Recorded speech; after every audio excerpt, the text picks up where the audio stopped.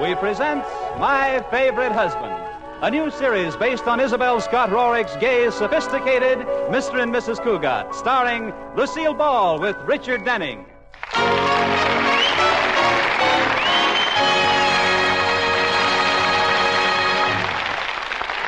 This is the story of Mr. and Mrs. Cugat, the record of a happy marriage. Well, as we look in on the Cugats this morning, the scene is familiar. Breakfast is being served in its usual manner. Liz and George are seated in their usual places. And the only sounds to be heard are the tick of the automatic toaster and the soft, cozy snap of George's cereal. But wait a minute. Can't you smell something burning? Is it the toast? Or the bacon? Or... Oh, I see. It's Liz doing a slow burn at George. Because, as usual, he has his nose buried in the morning paper. George, pay some attention to me. All right, Liz. Your hair is thinning out. Put down that paper. Why? That's not my head you're patting. It's a cantaloupe. Oh. You're always so businesslike in the morning. Why don't we ever have the kind of breakfast we had when we were first married? Remember those? I certainly do. What do you remember most? The burned toast and the lumpy cereal. Now, George, I tried to be a good cook. Yes, you did. You tried everything. You know, it was very smart of you to butter the toast with unguentine so it wouldn't burn. All right. Maybe when we were first married, I couldn't cook. But you weren't handy around the house either. You couldn't even fix the lock on the bathroom door. Oh, Liz, that was 10 years ago. Do you still remember that? Yes, every time I climbed through the window. No. I'm ready to call a truce. And how about the time you rewired the house? Oh, now don't bring that up. For 2 weeks, when you pushed the doorbell, the lights went on in the attic. Now, Liz. I ran upstairs so many times I felt like a lighthouse keeper. Yes? I said truce. Now, how about a big early morning kiss? There's nothing I'd rather do. Well, come close to me. Close enough? No, real close. How's this? Swell. Now put your arms around me. Oh, George. Now scratch my back. George Cugat, if you don't kiss me right now, I'll come to breakfast tomorrow morning in curlers and a mud pack. I thought that would do it. Ah. Liz, don't be silly. I'd kiss you anytime, anywhere, any place. What are you giggling about? How about 3 o'clock in the YWCA steam room? It's a date. George, you know, maybe you shouldn't kiss me in front of the windows. The neighbors might see us. Who? The Chamberlains aren't home, and old General Timberlake is too nearsighted to see anything this far away. Not when he uses binoculars. General Timberlake. What a character. Oh, George, the general's just eccentric. He's a dear old man. Yeah, you didn't call him a dear old man the day you were having a garden party and he turned on the sprinklers. I don't care. I think he's sweet. I suppose he was sweet the day Katie was airing my raccoon coat and he shot it full of holes because he thought it was a bear. Well, he explained he didn't have on his glasses. Well, even without his glasses, how could he think a bear would have a Yale pennant in his pocket? Oh, now, dear, don't be so hard on him. You know, I've been worried about the general lately. He used to take long walks every day, and he hasn't been out of the house all week. I think I'll go over and visit him. You're really asking for it. He'll bore you to death with those stories of battles he claims he was in. Well, how do you know? Some of them may be true. Anyway, I think I'll go see if anything's wrong. Oh, that sounds like Corey Cartwright's horn. Well, I guess it's time to leave for the bank. George, every time Corey drives you to the bank in that car, I worry. Why? Because that car is built for parking, not driving. It has reclining seats, indirect lighting, hot and cold running chorus girls. That isn't a car, it's a nightclub. Well, Corey does a lot of his entertaining there. Oh, he thinks he's such a Casanova. Oh, Corey's a lot of fun. Good morning, George and Liz. Good morning. Care for a lollipop, anybody? Where did you get a lollipop? I had a friend out for a date last night, and she left it in the car.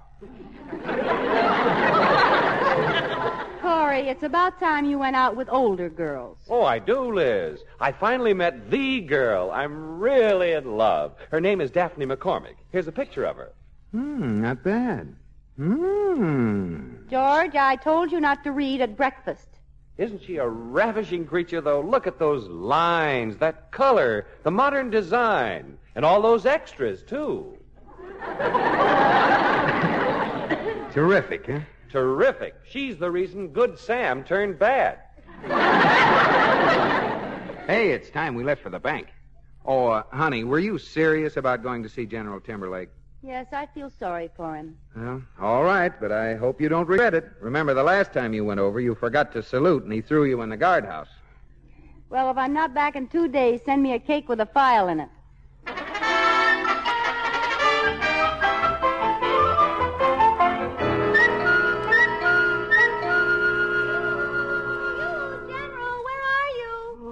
I'm over here by the hydrangea bush. Oh, hello. How are you today, General? Attention! Oh, sorry. I forgot to salute. Annie, pull up a knapsack and take a load off your caisson. Thank you, General. How have you been feeling? Oh, fine, thank you, Mr. Cugat. Fine, yeah. I ain't felt so good since the Battle of Bull Run. Now, there was a fracas. You know, I was the youngest officer there. General, you were in the Battle of Bull Run. That was 80 years ago, and you were only a baby. Yes, I was the youngest officer there.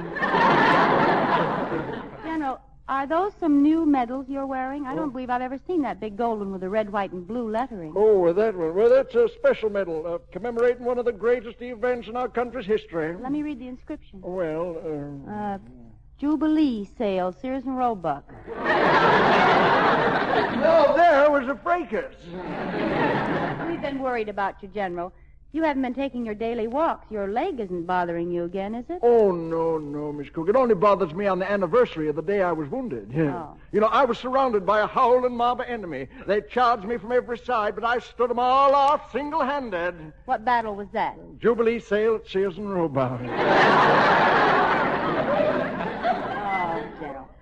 You know, I've really been concerned. I haven't seen you around for a couple of days. Is anything wrong? Oh, well, now that you mention it, there is, Miss Cugat. I've been sort of keeping company, you know, with Winifred Higgins, the librarian, and... Well, now, we had a quarrel, because, I did a terrible thing, and Miss Higgins will never forgive me. Well, what did you do? I kept a 14-day book 15 days.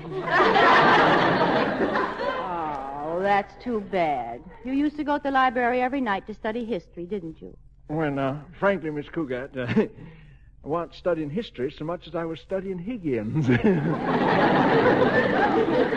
I know Miss Higgins. She's that gray-haired librarian, isn't she? Yeah. Don't let that gray hair fool you, though. She may be an old edition, but she's still got a beautiful table of contents.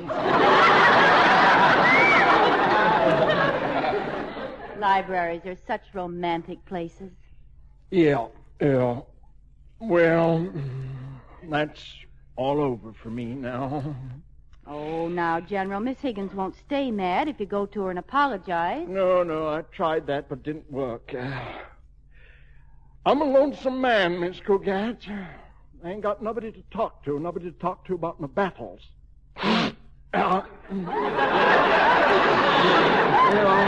Reckon how I'm just an old soldier's just been left behind. General, you can talk to me if you like. I can? Any time at all. Well, how about this afternoon? Oh, well, that's fine. Well, sound the trumpets. Sound the trumpets. I'll be right over after chow. All right. See you later, General. Miss Cugat? Yes, General? You may go to your quarters. Oh, aye, sir.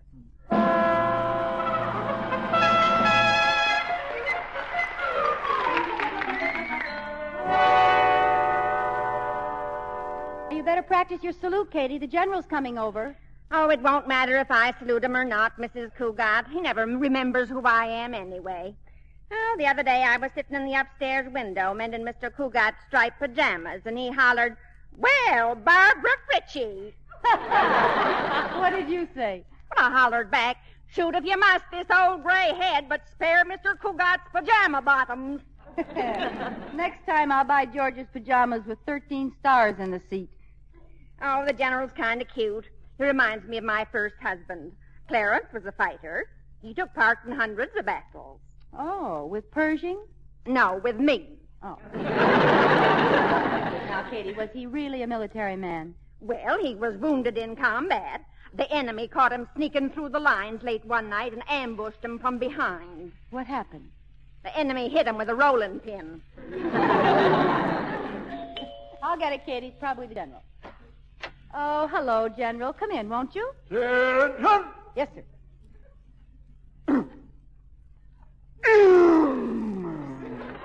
Salute him, Katie, or he won't come in. Oh, yes, ma'am. Annie's. I'll be out in the kitchen doing KP. You care for some tea, General? Tea? Oh, no, thank you, ma'am. Never drink tea. Always reminds me of the Boston Tea Party. Now, there was a fracas. General. The whole bay was filled with tea. British sailors was firing over our heads. The guns was blazing. The air was black with smoke. Well, sir, with my trusty Bowie knife, I slipped over the side of an old four-rigger down to the keel. General, just a minute. Now, the Boston Tea Party was 175 years ago. Now, don't tell me you were there. No. But it sure makes a colorful story, doesn't it? General, what would you like to do this afternoon? Well, no. I thought we'd relive some of our American history. We'll recreate some of the big battles of the past. Now, the sofa there can be the fort. General, couldn't we do something else a little quieter? Well, all right, Miss Cugat, all right. I guess we could play checkers or something. Well, that's all right, General. I promise. This is your afternoon. We'll do whatever you want. Good. Then let's begin by charging San Juan Hill. Mrs. Cugat, get yourself a big stick and glue on the mustache. You're going to be Teddy Roosevelt. Now, Miss Cugat, this chair is General Lee, and I'm General Sherman. What am I going to be? You're the outskirts of Atlanta. This ought to be fun. What do you do, get a match and set me on fire? No, Miss Cugat. You see, I use this umbrella here as my saber, and I charge past you like this. What was that? You caught your saber in the outskirts, and now there's a big hole in the south side of Atlanta. Oh, General, don't you think we fought enough battles today? Why, Miss Cugat, we're just beginning to take Bunker Hill. But my troop is starting to droop. Well, we can't lag back now. You're in command on the north side, I'm in command on the south side, and the lamp is Bunker Hill. Now I'm going to make a frontal attack. Charge! Oh, well, I'm sorry, Miss Cugat. Well, what happened, Mrs. Cugat? Why, just standing there staring at the lamp. Mrs. Cugat, say something. So long, Bunker Hill. You having a lot of fun, Miss Cugat? Oh, yes. I haven't had so much fun since I got caught in the folding bed. Well, now, what battle should we do now? Say, General, I just had a good idea. Why don't we do the ride of Paul Revere? Ride of Paul Revere? Yes, now there was a fracas. General, you'll be Paul Revere. All right, I will. And Katie, No. I didn't mind when he tied a message around my leg and made me a carrier pigeon. But I'm not going to get down on all fours and be Paul Revere's horse. No, you're the Old North Church. But before you give the signal, open the front door. Paul's going to take a long ride. Yes, ma'am, I get it. Go ahead, North Church. Give the signal. Paul, the British are coming. Yeah, the redcoats are coming. War in the countryside. Start riding, Paul. The British are coming. Well, here we go. To arms! The redcoats are coming in! Charge! General, that's the hall closet. Okay, sorry. But wake up! The British are coming! Charge! Redcoats are coming! He's gone. Oh, it's too bad he had to do that. I can't help it, Katie. He was wearing me out. If he comes back, tell him Molly Pitcher deserted.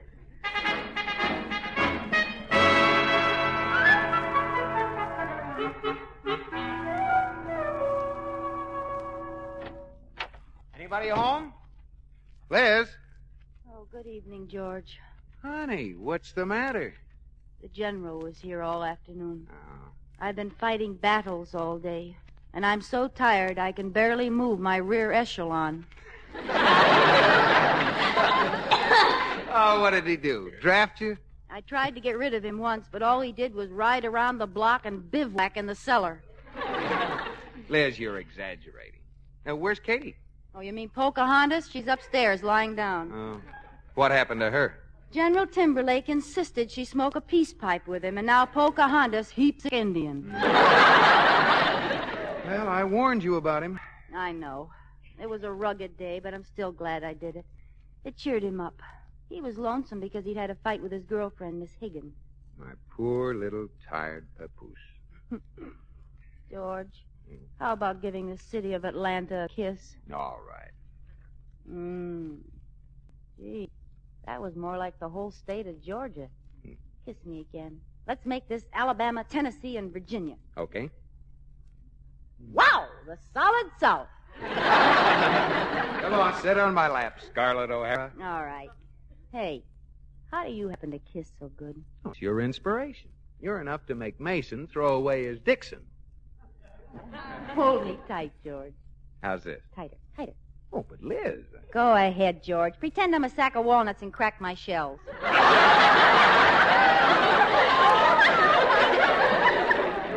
Look, Nutty, move over a minute. You're crushing my carnation. George, you know, sometimes when I'm with you, I get the strangest ringing in my ears. There it is again. No, honey, that's the phone. Oh. Hello. Oh, yeah, yes, General. Yes. Oh, no, I couldn't possibly. You see, well, General, it's just that, well, if you put it that way, General, all right. Goodbye. Well, Liz? That was my commanding officer. We march at dawn. What do you mean? We're going to spend tomorrow at the museum, and we're taking somebody along with us. I pity the poor devil who's going with you. So do I. It's you. Oh, no. I'm not going, and that's final. But, George, he wants you to go so much, and I promised you would. I'm sorry, Liz. I'm not going. George, he gave us a choice. If we don't go to the museum, he's coming over to reenact the burning of Rome, and he wants you to be Nero. I surrender. What time does the museum open?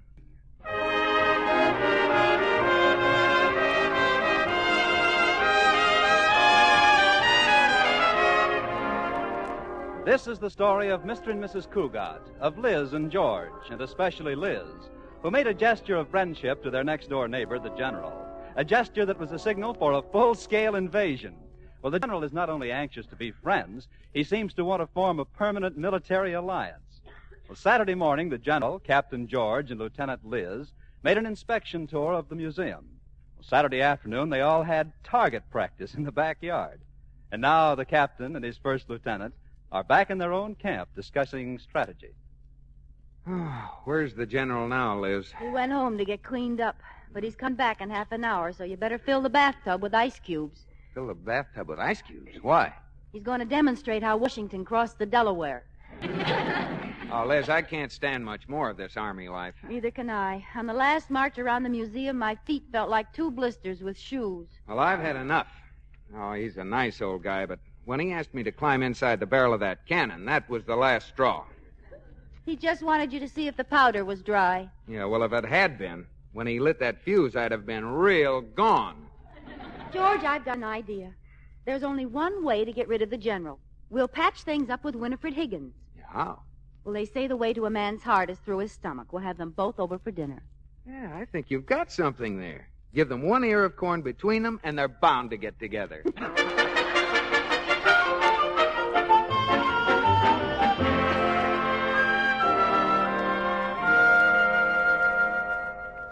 George, this is a terrible flop. The General and Miss Higgins aren't even speaking to each other. What'll we do? Well, keep trying, honey. Maybe they'll break down. All right, but help me, will you? Okay. Oh, that was a delicious dinner, dear. Thank you, George. Yes, that was a wonderful dinner, Mrs. Cugat. Thank you, Miss Higgins. Yes, sir, that was a real good mess, Sergeant. Well, this is nice. All of us being here together, isn't it? Yes. Yes. Yes, sir. Oh.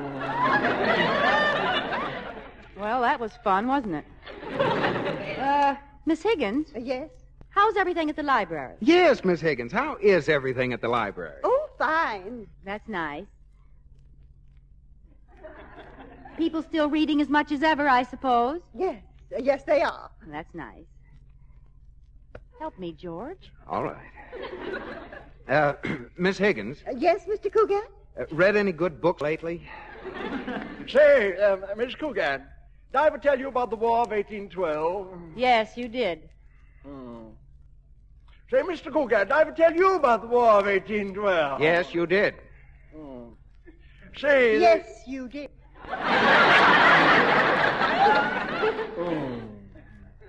General, there's a moon out tonight, and there's a swing on the porch.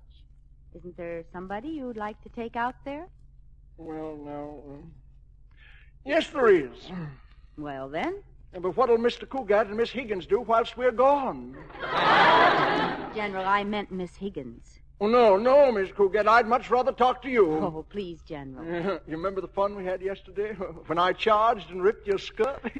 Well, Please, General. And then we knocked over Bunker Hill and spent an hour together in the dark. Well, General, the next thing you'll be telling them how we took Fort Sumter and got locked in the closet. well. Now, wait a minute, please. George, say something. Hi, Liz. Mrs. Cugat, it's very sweet of you trying to patch things up with a certain party who mutilates books in the public library. But I just don't want to patch things up with a certain party who always has to eat and read at the same time. Well, I like to eat whilst I'm reading. Yes, but how does it look when you open a history book and find the pilgrim setting foot on a piece of salami? Now, Miss Higgins... And the other day, a little boy wanted to know why the Constitution was written on a fried egg. Imagine leaving food in a book. Leave it. I put it there. Them was bookmarks. Yourself. George, you'd better say something. Read any good salami lately? General, you know perfectly well you want to be friends with Miss Higgins again. No, I don't. I don't need Miss Higgins now that I found you. You're my new aide-de-camp. You can bring your duffel bag to my headquarters any day. General, please. You don't understand. My duffel belongs to George. I don't care, Mr. Cugat. I don't care. You may be assigned to another battalion, but I can get you transferred for active duty. Miss Cugat, if you don't mind, I think I'll go home. Thank you for the dinner. Thanks for everything. Oh, I've had a wonderful time.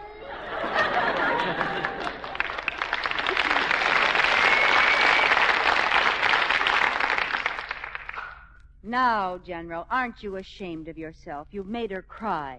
Well, didn't expect her to do that. I tried to get you two together, and what do? You ruin it. Now, Liz, it isn't all the General's fault. Don't forget it was your idea. Well, I might have known this would happen. Just when the battle's going against me, my own captain looks me in the face and shoots me in the back.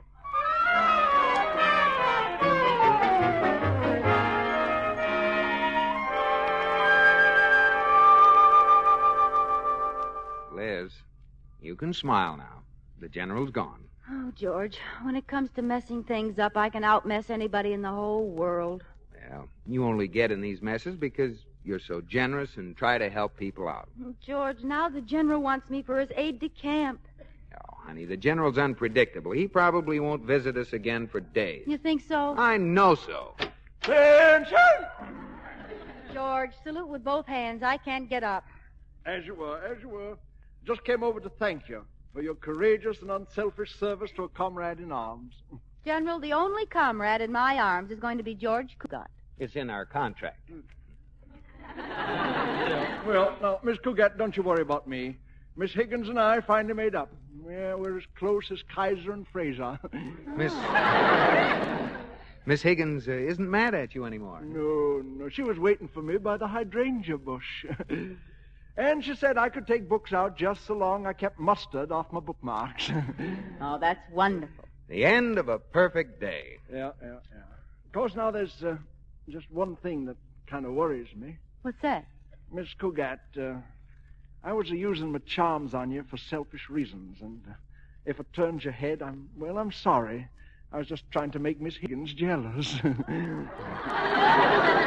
Why, Why, General. General, you're kind of a wolf. Yeah. With my hair, I'm more of a silver fox, don't you think? Well, guess I better be getting back to the library.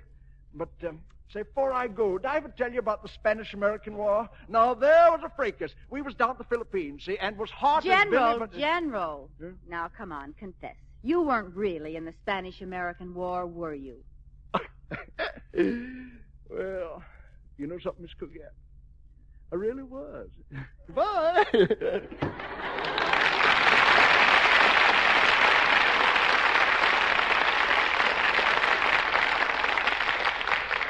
I never want to live through 2 days like this again. It was kind of hectic, wasn't it? It reminds me of our honeymoon. Our honeymoon. Now, there was a fracas.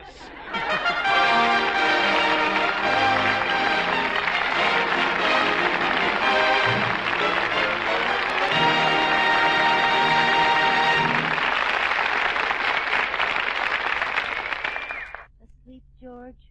No. Thinking of something? Yes. What? Sleeping. George, it's stuffy in here. One of us forgot to open the window. Yeah. One of us forgot to open the window. One of us ought to get up and do it. Yeah. One of us ought to get up and do it. Well, somebody's got to do it. What are you waiting for? A burglar. Oh, George, please. All right. Now the window's stuck. I can't raise it. That's funny. There is a burglar. Oh. He's looking in the window and he's wearing striped pajamas. George, you're trying to raise the mirror. I thought he was a pretty good-looking burglar. Oh, come back over here and kiss me. Okay. But I kissed you last night and got my ear caught in a curler. I'm not wearing curlers tonight. What are you wearing? Pajamas, they're warmer.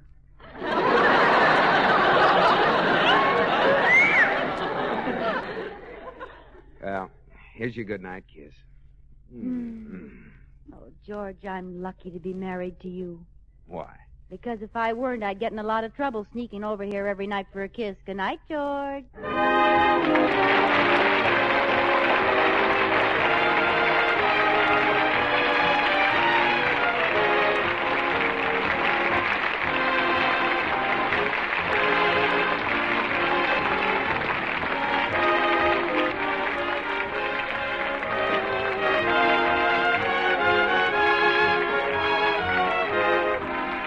My Favorite Husband has been presented through the worldwide facilities of the United States Armed Forces Radio and Television Service.